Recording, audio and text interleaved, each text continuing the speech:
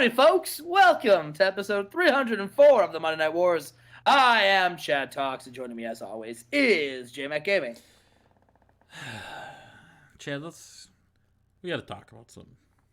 You thought I was going to hit him with the old one, but bam, I mixed it up again. We gotta talk about something, Chad. What are we talking about? We gotta talk about something. How's it already?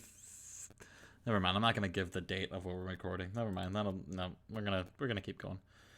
Why? Why can't we? What's the big it's just legal issues. My lawyers are looking into it. Okay.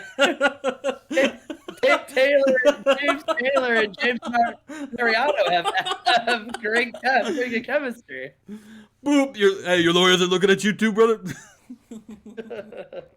Boop. All right, yeah, this match happened. They have great. This got a 60. Let's fucking go, Dave. I'm bringing Dave Taylor to Raw, Chad. Oh, yeah, good. You can have him. Actually, right. That's not true. Yeah, I'm gonna keep him. All right, we got a Jesus triple threat 24/7 championship match, and I simmed it. I wanted to see if the game hated Buff Bagwell too. And in a pre-show bout that didn't have much heat and terrible wrestling, Sick Boy defeated Buff Bagwell and Robert Mallet when Sick Boy pinned Robert Mallet with a cure. There you go, Sick Boy. Love to see it. You love to see it. It is Thunder. We have started, and Chef Psychosis comes out. He's got the championship.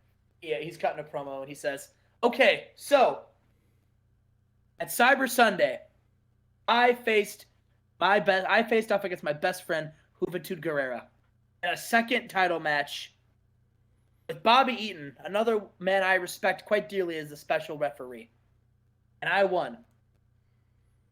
And it was a hard-fought battle, and once again, Hoovy brought me to my absolute limits. Now it's time for what I'm going to do next. I've had quite a roll of matches with this championship, and it's going to continue. And I'm looking forward to facing someone new." And then Juventude's music hit. Juventude, he comes out, and he doesn't look... It looks like he hasn't slept since... It looks like he hadn't slept at all since the pay-per-view. He looks exhausted. His hair's all a mess. He comes out to the ring, and he says, "Jeff, I will not accept this outcome. I try and I try and I try, and I just can't beat you, Chef. No matter what I do. Listen, I'm here tonight asking one final time. You versus me at championship. And I'll do whatever I need to do. All right? Whatever you want the stakes to be, you name it." And Chef is like, "Listen, Hoovy, you've had 2 chances. All right, and listen, you're my friend, but there comes a time where you start to take advantage of that friendship. I can only keep giving you opportunities. Eventually, you just have to accept that you just can't beat me." And Hoovy, he just laughs. He laughs to himself. He says, "Chef, I know I can beat you. The reason why I haven't beaten you is because you're my friend. And there's a part of me, there's a part deep down inside Juventud Guerrera that is a very dark, twisted individual. And I've been holding it in because I know if I let it take over, I'm gonna do something I regret, and I can't do that to you, Chef. You're my friend, you're my brother, and I can't." It's clear to me that if I want to beat you, if I want to take that Universal Championship and prove to all of them and to you that I have what it takes to go to the distance and to slay Chef Psychosis, that you may not be a literal giant, but you're the giant of Thunder. These people all love you. If I want to take you out and show that I can beat you and earn your respect, may have to channel it. Chef, I'm no longer asking. I'm demanding. You versus me. One last time. And I'll tell you what, Chef, I'll even make it interesting. If you are so confident that you'll beat me, how about this? Super Brawl, me and you, one more time. If you win, I will never challenge for the Universal Championship as long as you're champion again. Well, let me tell you something, brother. Hulk Hogan shows up on the Titantron. I gotta tell you something, all right? I saw your Cyber Sunday match, and I was on the edge of my seat wondering who was going to be the referee, brother. I didn't know if it was going to be Sylvester Stallone, if it was going to be Vader, if it was going to be Bobby eating pancakes. I gotta tell you, brother, I was leg dropping the vote button trying to get Vader as the referee. Because, listen, I think that would have been just cool. But let me tell you something, all right? I'm looking around, and I'm taking my assistant general manager duties very seriously. And I'm trying to think, what would I give these Hulkamaniacs that I think would give them something really keep them on the edge of their seats, Jack? And listen, Hoovitude, no disrespect, but I've said it himself. You had 2 opportunities, brother, to get the job done, and you didn't do it. Now listen, there was a guy who called me on my personal phone this week, brother. He called me and he said, listen, I'm sick and tired of being disrespected and having people who aren't as good as me pass me by. And I, for one, brother, agree. This guy that we're facing here, that I'm talking about, he's ginormous, brother. He is exactly what I think champion, brother. And no disrespect, not that Chef Psychosis, Hoovitude, Chef, you've been on a roll. You're a huge champion. But Hoovitude, you've had your shot. But I'll tell you what, brother, I got popular when I slammed Andre the Giant. You call yourself the Giant Slayer, so I'm going to give you an opportunity, Hoovy. One final time, in the main event tonight, brother, you're going to go one-on-one against this guy, and if you win, you're going to face Chef Psychosis at Super Brawl. But if he wins, he's going to face Chef Psychosis at Super Brawl, brother, and it's going to be Hoovitude Carrera versus Big Papa Pump Scott Steiner, brother, tonight. All right. What do you think of that, Justin? Steiner and Hoovy could go. Should be interesting. Yeah. Well, Ray and Kurt, though, starting the show. Mr. Money in the Bank, a guy, Justin, who we found out has really only lost 9. I think he was 25-9 last year. 25-9 in 1999. And he is undefeated so far in the year 2000. And in a good match, Mr. Money in the Bank, Rey Mysterio Jr. defeats Kurt Hennig with a springboard hurricanrana. Got an 81. Got an 81. Booyaka, brother. We move on. He cuts a promo. And, they're asking, Ray, listen, your run continues. Listen, we have to wonder, who and when are you going to cash your Money in the Bank contract on? And he says, listen, I've already said multiple times, okay? I respect the hell out of Chef Psychosis. And I also respect the hell out of Hoovitude. All right, these 2 guys, they are like me. They started in the Cruiserweight division, a division that this company, I'll just be honest, hold back. There's a ceiling. For a division that soar and defy gravity, there's a ceiling. And it takes a lot to break through that ceiling. And they've done it. Just like I've done it. And I don't want to see 2 guys that I respect for it. I don't want to be the guy who ends that run. So I am telling you, I will not be cashing in this Money in the Bank contract on my fellow luchador, Chef Psychosis. All right, which brings me to the other champion, Raven. Listen, Raven, or Kevin Nash, or Diamond Dallas Page.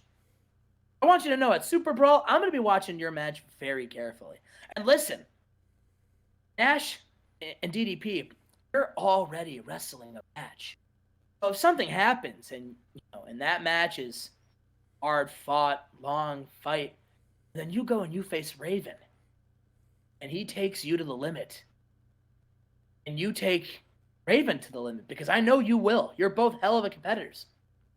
Maybe I run in the middle of it at the very end to make it a triple threat. Maybe I hit a 619 or a springboard hurricanrana. Maybe I walk out a Super Brawl world champion. Maybe we'll have ourselves a Lucha house party at the end of the pay-per-view. Ray calling a shot. Well, maybe not really calling a shot, but says he won't cash in on Chef. So maybe what happens if Chef loses the belt? What happens if and Ray hasn't cashed in at that point? There's a lot of ifs. There's a lot of ifs here. Oh, well. Speaking of ifs. Speaking of cruiserweight, it's got a 75. AJ and Drago have pretty good chemistry. That's good to know. And in a decent match, AJ Styles defeats Drago with a Styles Clash. Pulling out the Styles Clash for Drago. Love to see it. Love to see it. Yes, after the match, AJ Styles is celebrating in the ring. He's got his Cruiserweight Championship, and he's going to go open his mouth and do a promo. Scott Steiner's music hits. He comes out. He says, listen here. All right, no disrespect to you, BJ Styles. All right, no disrespect. But listen, and AJ's like, BJ, my name's AJ. Yeah. BJ? BJ. No disrespect, BJ. You're a hell of a talent. You got a bright future. Maybe if you hit the gym, you did a couple, you bench pressed a little, you ate some steak. Maybe, you'd grow a little bit, you'd gain some muscle. Listen, people didn't come here to listen to you speak. They came here because they heard Big Papa Pump was going to be here, and all my freaks are in attendance, and they want to hear what the big bad booty daddy has to say. So, Sylvester Stallone told me that I was out of line when I said that there were a lot of people who didn't deserve to be in the spots they are here, and that I should be given everything. He said, Scott, you're out of line. And I said, no, your movies were out of line. They're all terrible. And the fact that you're here and not making bad movies is also bullshit. Sylvester Stallone is nothing more than a Hollywood pretty boy who lost to Chris Jericho. So he's got no credibility. Unlike Hulk Hogan, who also, by the way, beat Sylvester Stallone. Hulk Hogan's sitting at home, and I call him up, and I said, hey, you know what it's like to be a big, muscle-bound horse? What? He said, yeah, brother, I know what it's like. And I said, so you know that we're being held down by these guys who just aren't as good and aren't as big as the big bad booty daddy. Guys like, well, EJ over here. Guys like the cruiserweights, more like the loserweights. Guys like Raven, who runs around in his jeans and a t-shirt and a leather jacket to hide the fact that the guy hasn't lifted weights in over a year and a half. These guys aren't the mold of a champion, unlike me.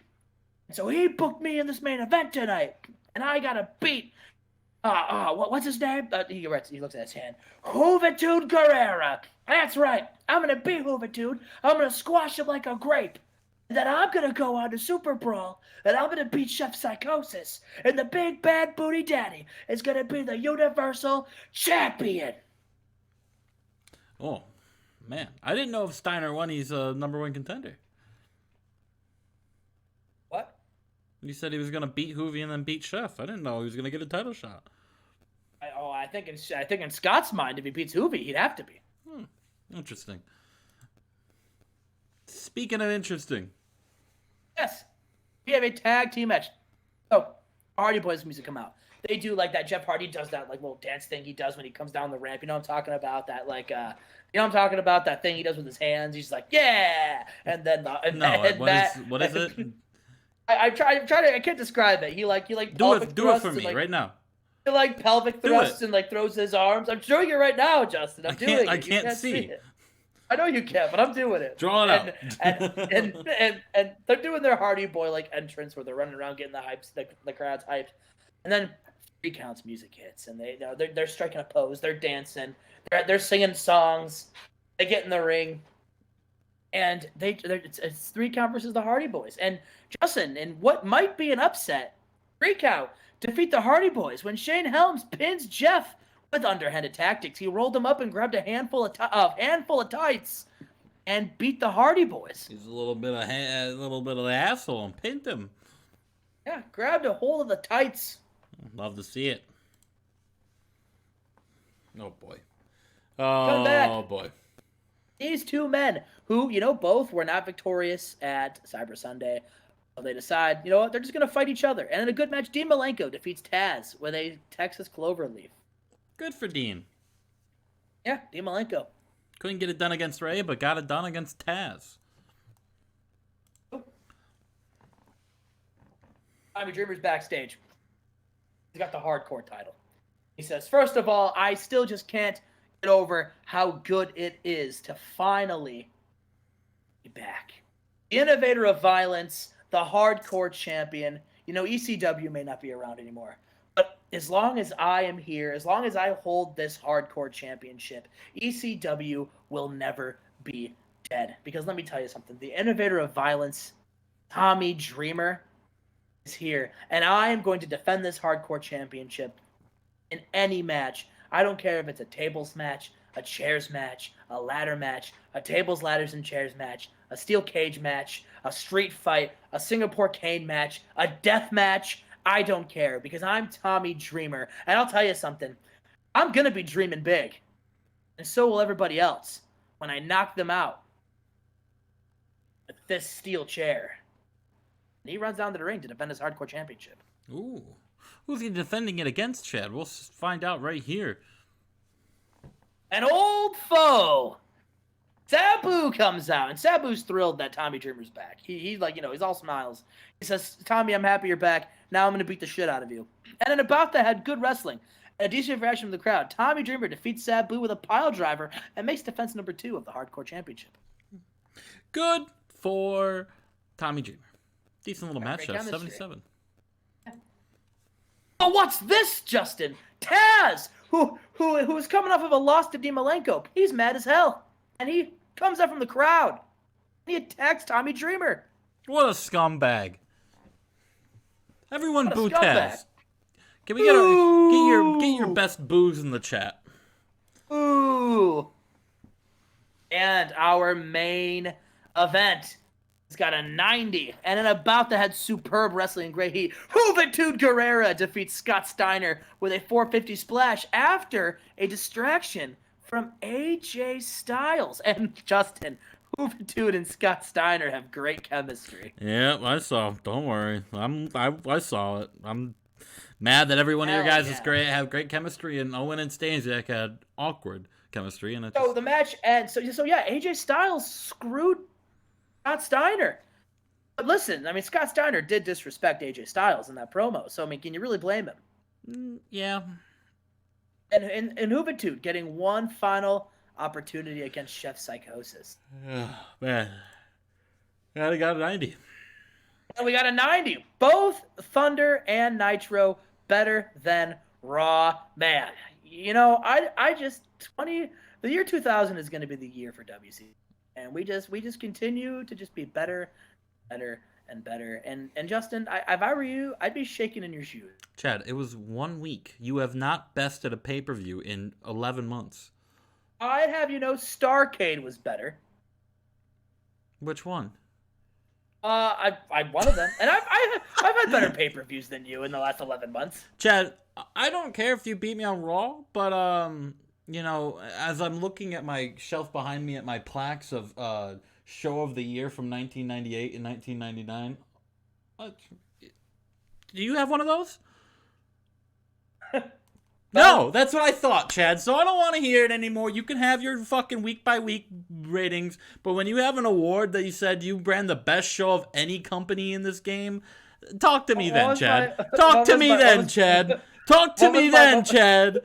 Talk to me then. Talk to me then. But that. Shut up. What was my award? What was my award that I'm gonna put next to the best TW? What was that last episode? I have that. I don't even remember. Oh, worst karaoke performance. Yeah, I've got worst karaoke performance. You don't. Give me a. you know what? You know which one matters more in You the, want me in to, the you want me long to bust run? you want me to bust you a beat? Do you want to contend right now for that championship? No, you can have that one, Chad. I'll fight for the best company of the year. You can fight with your fucking singing competition. We'll see you guys when it the shows that actually matter. You can have the week by weeks. We'll TV. see you at Nitro.